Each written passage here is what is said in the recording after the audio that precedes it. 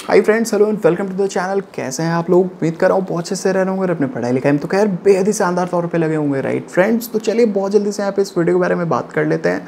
Friends, यहाँ पे बहुत सारे आप लोगों ने डाउट्स पूछे थे, उससे रिलेटेड ये वीडियो बनी है। चाहे वो डाउट हो आपका भी हाल में ही आया हुआ IBPS का रिजल्ट, चाहे क्लरिकल का हो या ऑफिसर का, चूंकि बहुत लोगों का सिलेक्शन दोनों में हो गया है, तो अब डेफिनेटली बहुत सी प्रॉब्लम तो है। आखिर इधर जाए या इधर जाए, क्या रहेगा आपके लिए बेनिफिशियल, क्या हो सकता है आपके लिए मोर सुटेबल एंड कन्वीनियंट, तो ये बताऊंगा आपको इस वीडियो में। और साथ ही साथ जो IDBI बैंक की जो रिक्रूटमेंट निकली है, ये किस हद तक आपके लिए बेहतर रहेगी, ये गवर्नमेंट की रिक्रूटमेंट है गवर्नमेंट बैंक की, या फिर ये प्राइवेट बैंक हो चुका है, तो क्या रहेगा इसका system, salary structure, job profile, likewise इन सारी चीज़ों का जवाब इस वीडियो में मिलेगा। एंड स्पेशली जो बहुत लोगों ने ये कंफ्यूजन भी दिया है कि FCI की होने वाली एग्जाम्स जो भी होंगी उसका पैटर्न क्या रहेगा, क्या ये टिपिकल SSC टाइप क्वेश्चन यहाँ पे देखने को मिलेंगे इसके एग्जाम में, या फिर आपको देखने को मिलेगा बैंकिंग पैटर्न पे क्वेश्चंस। तो इन तरह के जो भी आपके डाउट्स हैं उससे रिलेटेड ये वीडियो बनी है। चलिए अब तो उसको क्रोनोलॉजिकली इस वीडियो पे बात कर लेते हैं इन सारी चीज़ों के बारे में।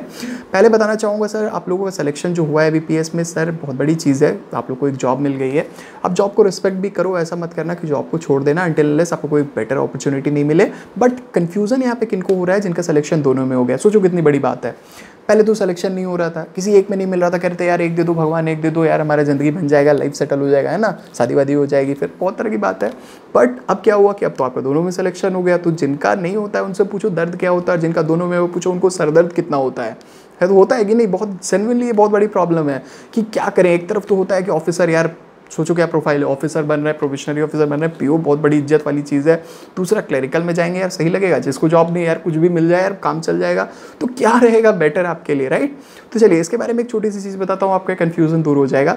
सर देखो, जॉब तो एक में ही करोगे, बट मुझे एक चीज़ आपको पर्सनली बताना है, क्या कि अगर आप क्लरिकल में जाओ या अगर आप ऑफिसर में जाओ, आपको ये पहले से क्लैरिफाई अपने अंदर माइंड में कर लेना होगा कि आपको फ्यूचर में क्या करना है। If you are willing to means continue और pursue your occupation in banking industry, मतलब अगर इधर ही अपना करियर बनाना चाहते हो, इधर ही रहना चाहते हो, तो फिर आपको ऑफिसर में डेफिनेटली जाना चाहिए। और इसमें स्पेशली ये चीज़ मत देखना कि आपको कौन सा बैंक मिला है। बहुत लोग इस सर्च पे मतलब इस चीज़ों को कंपेयर करते हैं कि हमें ये बैंक मिला, चलो हमें बॉब मिल गया, तो चलो इसका तो अब कोई कंपटीशन ही नहीं है। मतलब क्लरिकल में चाहे हमें कुछ भी मिल गया हो, SBI में हो तो चलो छोड़ के बॉब में चल जाएंगे। लाइकवाइज होता है कि नहीं, बहुत लोग करते हैं, जनरली करते ही हैं।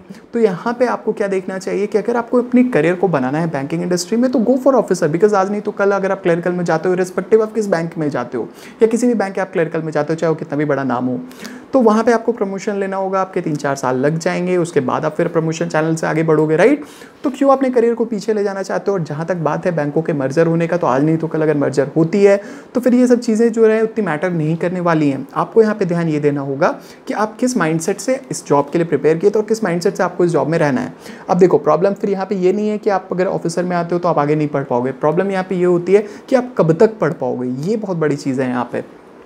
एक जॉब के लिए 1 साल तो आपको मिनिमम लग जाता है प्रिपेयर करते हुए उसके रिजल्ट आने तक में, राइट। तो अब अगर आप कुछ बिग हाइक कर रहे हो, एम कर रहे हो, लाइकवाइज के RBI निकालना है या सिविल सर्विसेज निकालना है ना, तो आपके पास कितना टाइम है। इसके बाद तो बहुत चीज़ें हैं ना, JIB से IB बैंक में भी आके आपको करना पड़ेगा, ये भी करना होगा। इस सारे वीडियोज़ में मैं SBI, RBI, RRB और आपके IBPS वाले में पार्ट में, पहले वाले पार्ट्स में आप लोग को बता चुका हूँ, उसको रिपीट नहीं कर रहा हूँ, उसके बाद में बता रहा हूँ।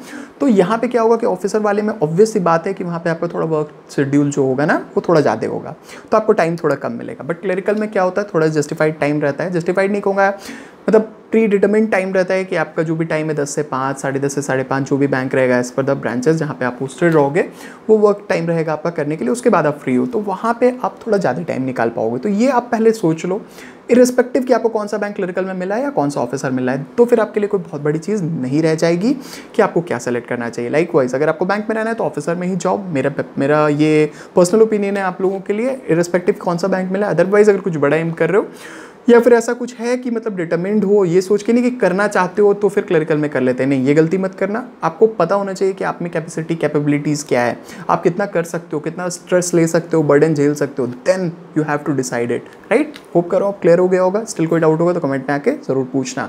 चलिए अब दूसरा पार्ट लेते हैं। बहुत लोगों ने पूछा है IDBI से बारे में, है ना।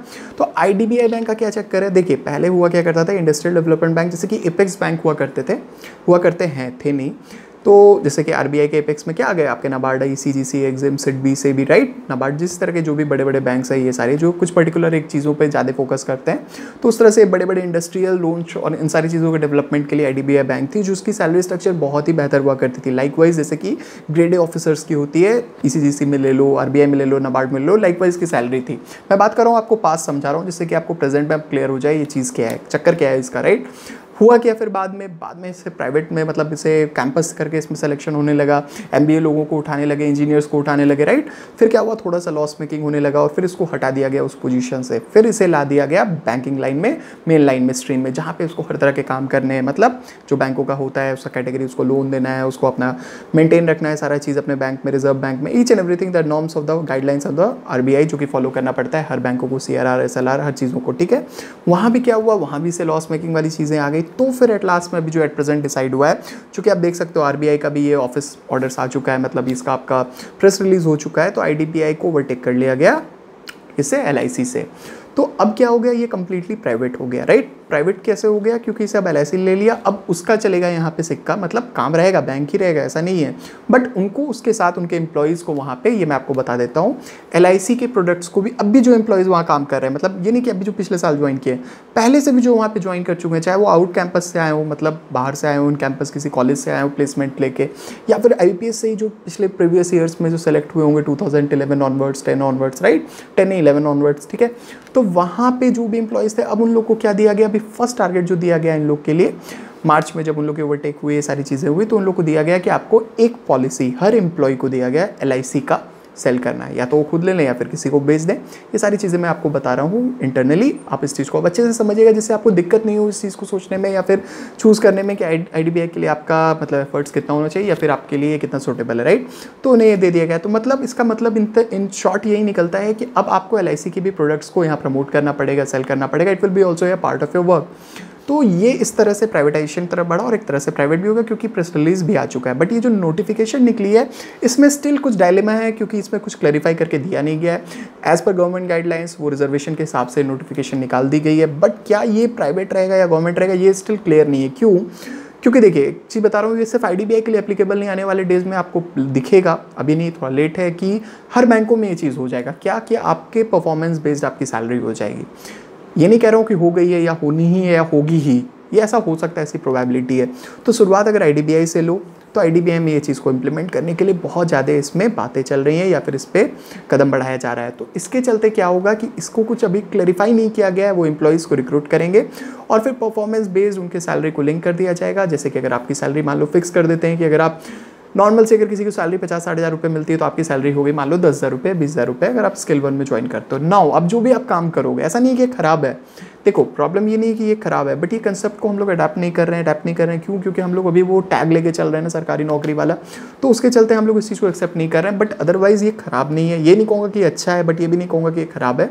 तो वहाँ पर आप जैसा परफॉर्मेंस दोगे, काम तो हर कोई को करना पड़ता है। ऐसा कुछ भी नहीं है कि अगर आप कोई सोचते हो कि गवर्नमेंट बैंक से कोई अगर अदर में जा रहे हो तो वहाँ काम नहीं, बहुत काम है और सबको करना पड़ता है और सब कोई करते हैं, ये आप यूज्ड टू हो जाते हो इन शॉर्ट। तो यहाँ पे भी वही होने वाला है, यहाँ पे आपको उस तरह के काम मिलेंगे, आपको काम करने पड़ेंगे और उसके हिसाब से आपको इंसेंटिव से सैलरी आपको मिलेगी या बढ़ेगी। आपकी अकाउंट खोल रहे हो तो अकाउंट पे बना हुआ उनका कुछ सिस्टम होगा, लाइकवाइज यही होने वाला है इस तरह से। तो जब तक कि ये क्लैरिफाई नहीं करते हैं वो खुद आईडीबीआई वाले, तब तक ये चीज़ आपको पता नहीं चलेगा। अगर मैं बात करूँ अभी के कॉन्टेक्स्ट में कि आईडीबीआई में सैलरी स्ट्रक्चर क्या है, तो बता देता हूँ सर, किसी भी कंडीशन में अगर आप ज्वाइन करते हो आईडीबीआई के मोस्ट ऑफ द ब्रांचेस, अच्छी बात क्या है ना कि ये आपको सेमी अर्बन या अर्बन एरियाज़ में ही मिलेंगे। रूरल पोस्टिंग वैसी इसमें नहीं है, और अगर कोई वैसी रूरल पोस्टिंग है भी तो वो बेहतर है in comparison with other banks, right.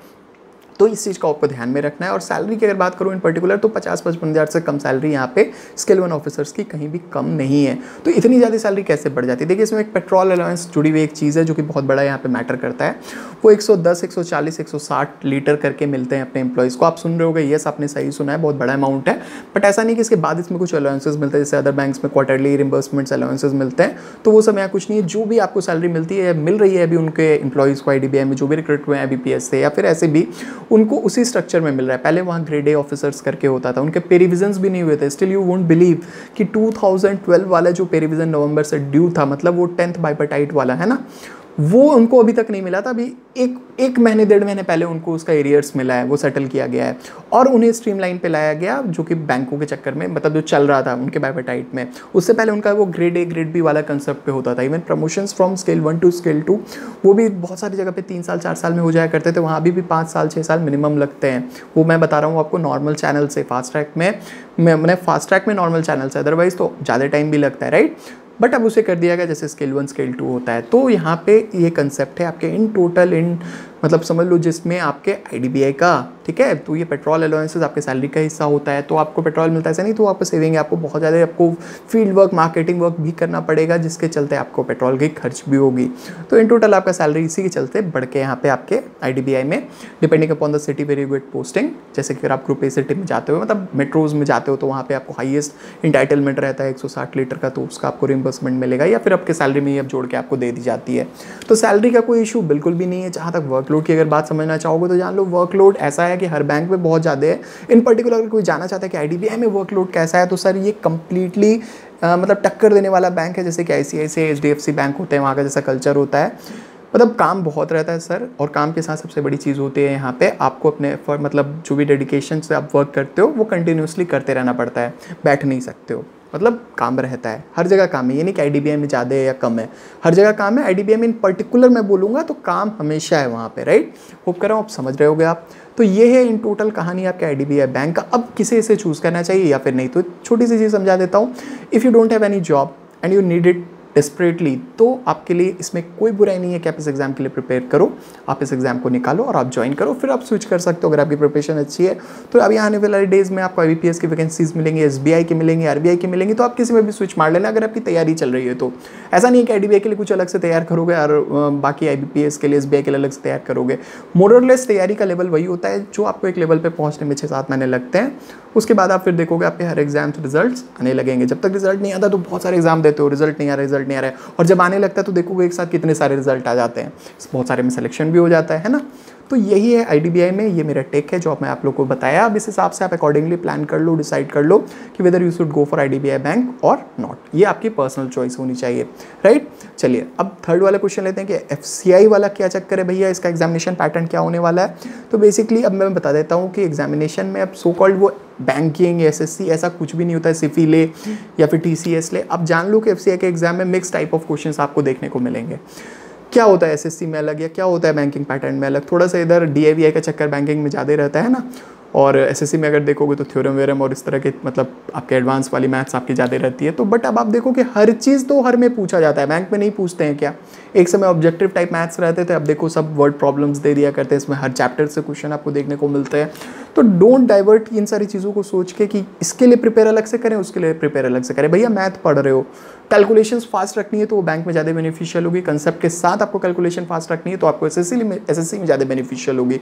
But in both the cases you should know to solve maths, you should know the basics of mathematics. तो ये आप ऐसे मत सोचो, इस तरह से मत प्रिपेयर करो, आपको मिक्स टाइप के क्वेश्चंस देखने को मिलेंगे इन पर्टिकुलर अगर कोई जानना चाहता है तो। अदरवाइज आपको प्रिपेयर वैसे ही करना है, अच्छे से करना है। जहाँ तक बात है थोड़ी रीजनिंग की, रीजनिंग थोड़ी मानता हूँ आसान होती है एसएससी की इन कंपैरिजन विद बैंकिंग। तो बट अब ऐसा वो भी नहीं है कि वो बहुत ज़्यादा आसान है, कुछ चीज़ें अब बदल रही हैं चूँकि कॉम्पिटिशन बहुत ज़्यादा बढ़ रहा है, लोगों के मार्क्स बहुत अच्छे आ रहे हैं, लोग पढ़ाई बहुत अच्छे से कर रहे हैं, तो टफनेस लेवल थोड़ा आपको बढ़ते हुए मिलेगा। और कट ऑफ तो टफ के चक्कर में तो बिल्कुल भी मत पढ़ना, क्योंकि सैचुरेशन पॉइंट आ चुकी है सर, आप समझ लो इस बात को। या फिर अब जो नहीं आया है तो अब कट ऑफ ऐसा नहीं होने वाला है कि कम आपको देखने को मिलेगा या कोई बहुत हाई स्काई हाई लेवल्स पे देखने को मिलेगा, मोर और लेस उसी रेंज में आपको कट ऑफ्स भी देखने को मिलेंगे। होप कर रहा हूँ अब ये भी आपको क्लियर हो गई होगी। जहाँ तक बात है एफसीआई के लिए प्रिपेयर करने की, तो मैंने आपको बताया जैसे पिछले वीडियो में, होप कर रहा हूँ आप लोगों ने देख लिया होगा। वेबसाइट जैसे लॉन्च हो ही चुकी है हरदी गुर्दी की, अब मॉक टेस्ट भी आने वाली है 6 अप्रैल 2019 से, मतलब कि सैटरडे से आप लोग इसके टेस्ट सीरीज को दे सकोगे, चूँकि अभी आरआरबी के लिए मतलब डेडिकेटली प्रिपेयर की गई है। तो ऐसा नहीं है कि उससे सिर्फ आप आरबीआई के लिए प्रिपेयर कर सकते हो, ये जो फेज वाइज आएगा वो आपके हर उस एग्जाम के लिए आपके कंटेक्चुअल होगा, आपके लिए रिलेवेंट होगा, चूँकि सेम टाइप के पैटर्न पे एग्जामिनेशन को लिया करते हैं या लेते हैं, चाहे वो आपके बैंकिंग के लिए हो, चाहे वो आपके एफसीआई के एग्जाम्स के लिए हो, वो आपके लिए हर जगह यूजफुल होगा, ये आपके लिए बेनिफिशियल होगा। आप देख लो अगर आपके लिए फुल सेट्स में वहाँ पे आपको इश्यूज होता है, आपको उसके लिए जीके प्रिपेयर करना है, तो फिर आप जीके वाले सेक्शनल टेस्ट को बनाना देना, राइट। अगर आपको थोड़ी सी इंग्लिश में प्रॉब्लम हो रही है तो उसके लिए इंग्लिश की टेस्ट सीरीज जब शुरू होगी तो उसमें आप पार्टिसिपेट कर लेना। तो लाइकवाइज ये आपके लिए बहुत ज़्यादा हेल्पफुल होगा। स्टिल अगर आपको फिर कुछ ज़रूरत होगी मॉक टेस्ट या फिर इन चीज़ों की तो कमेंट्स में आके कहिएगा, मैं उसके लिए भी मॉक टेस्ट आने वाले डेज में आपको प्रिपेयर करा के दे दूंगा। और जहाँ तक बात है तैयारी की, तो फ्रेंड्स नेक्स्ट वीडियो में आप थोड़ा सा आप लोग को उसके बारे में भी गाइडलाइन दूंगा रेलवेज़ के लिए, जिससे कि बचे हुए टाइम को बहुत अच्छे से यूटिलाइज कर लो और इस एग्जामिनेशन को 100% निकालो ही निकालो। आने वाले डेज में आपको IBPS, SBI, RBI की भी वैकेंसीज देखने को बिल्कुल मिलेंगी और साथ ही साथ SSC के एग्जाम्स भी होंगे। राइट फ्रेंड्स, उम्मीद कर रहा हूँ इस वीडियो में जितनी भी चीज़ें बताई आप लोग को क्लियर हो गई होंगे, अब कोई डाउट नहीं होगा। स्टिल कोई डाउट है तो आइए नीचे कमेंट सेक्शन में आके पूछिए। मिलता हूँ फिर नेक्स्ट वीडियो में। Till then bye bye.